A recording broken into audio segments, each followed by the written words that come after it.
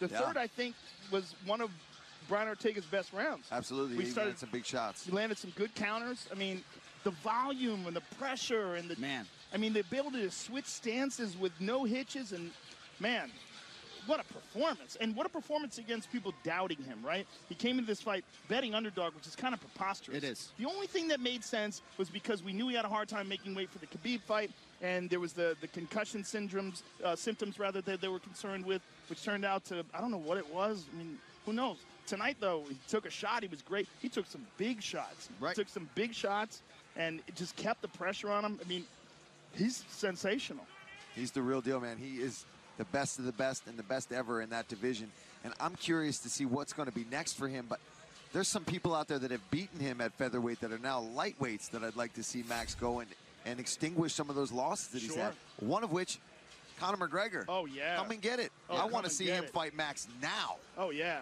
That's a fight I want to see. Sensational. Look, the volume that guy puts on people. Who's like him? I mean, who puts that kind of volume on you?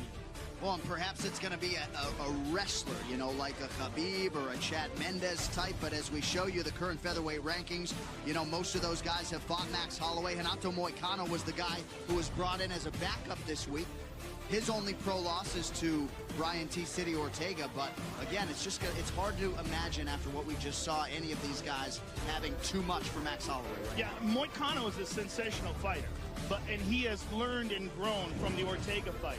I mean, you're talking about a guy who is very smooth and professional, very highly polished, and has looked very good since the Ortega fight. He's still growing and developing, and he may very well be a champion someday. And, you know, that could be the next fight. I mean, you don't know. The guy's got a full arsenal, and you can't sleep on him. No doubt about it. But, man, what we saw here tonight was real next-level stuff. Oh, man, you ain't kidding. I mean, the way that he's able to, if he misses with the right hand, he's southpaw, follows up, straight left from the southpaw stance. If he misses with that, he follows through everything. It's just brilliant.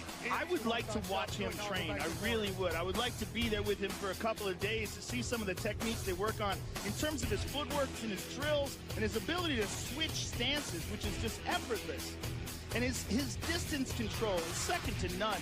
He's so good at sliding just out of the way and pop right back in. And once he sees you're tired, that dude just pours it on. That's when he rips to the body. Yep. Rips to the body and just keeps punches in your face. You never get a chance to breathe. There's no breathing and there's no resting. You just eat punches. That's it. You know, it's the Hawaiian Express coming straight down your face. I'm telling you.